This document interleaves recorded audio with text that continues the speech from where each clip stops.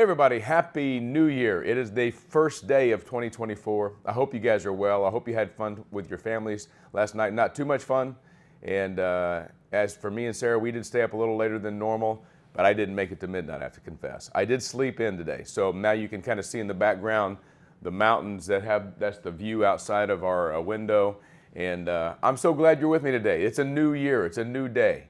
And I think it's a new beginning. If you didn't get a chance to see the sermon yesterday on our YouTube channel, The Song and Sword, please let me remind you to go and watch it and share it.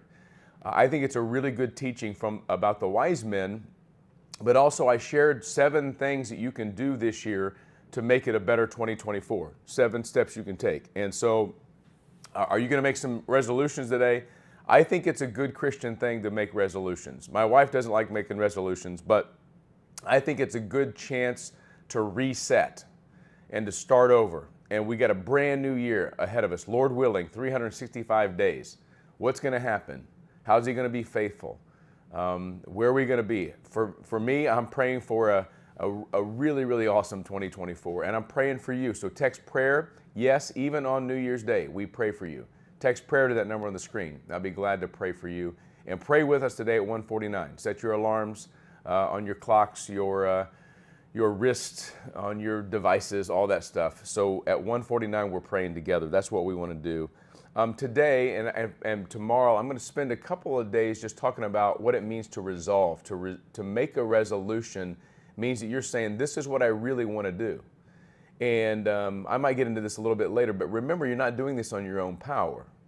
The top three resolutions every year are lose weight, stop smoking, and exercise more. That's the American goal. And if that's you and you need to lose weight or exercise more, that's not a bad thing to do. I think there's a good chance that you and I need to make some spiritual resolutions, like praying 10 minutes a day or half an hour a day, or being in the Word every day, which is, of course, if you're listening to the Mike Talks every day, that's your jump start. So I'm glad you guys are with me. I'm going to read from Daniel. It's probably the most famous resolution. It has to do with diet, but not really. Daniel chapter 1, verse 8. But Daniel resolved that he would not defile himself with the king's food or with the wines that he drank. Therefore he asked the chief of the eunuchs to allow him not to defile himself. And God gave Daniel favor and compassion in the sight of the chief of the eunuchs. And the chief of the eunuchs said to Daniel, I fear my lord the king, who assigned you food and your drink, for why should he see that you are worse conditioned than the youths that are of your own age? So you would endanger my head with the king. Then Daniel said to the steward with whom the chief of the eunuchs had assigned over Daniel, Hananiah, Mishael, and Azariah, test your servants for 10 days. Give us vegetables to eat and water to drink only. Now that is famously called the Daniel Plan. I think Rick Warren came up with a diet called the Daniel Plan. And you can do that if you want to, but that's not what this is about. This is a very spiritual move that Daniel makes. Daniel is one of the exiles that was drugged from Jerusalem to Babylon.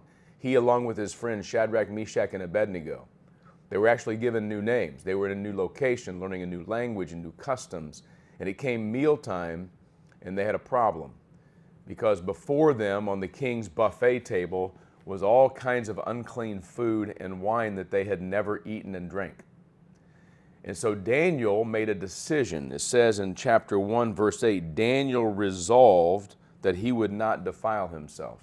The word resolved there, that we translate resolved, literally means to set in the heart.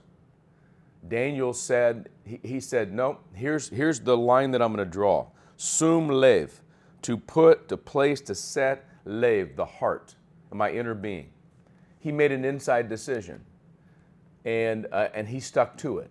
I know that you and I have made resolutions that we have not stuck to, and that doesn't mean you shouldn't try them again. Daniel said, here's what I'm going to do. I've decided in my heart. I've set this in place in my heart. I'm not eating up food. And it could have resulted in death for Daniel. But the point is that I want to please my God, and it's more important for me to not break the law of my God, as I know it, the law of Moses, and to keep my relationship with God right. I might become Babylonian in name and location and language, but I'm not becoming Babylonian in spirit. And that is a very important thing for us to learn on this very first day of 2024.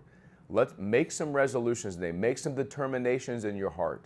Here's what I'm going to do so that this Babylon I live in, wherever it is, this world that I live in, it's not going to dictate my language and my name and what I think. I'm going to give my heart to God. And there's several steps you can do, several resolutions you can make to do that. I hope you think that through today. I know there's still football on and leftovers and family and kind of a lazy day, but sneak away, grab some time and think about some spiritual resolutions. Watch that sermon from yesterday. It'll help you some too. Let's be like Daniel. Let's go into this 2024 and go, I'm resolving to be men and women of God this year, and may God help us do that. God bless you guys. We'll see you tomorrow. Happy day.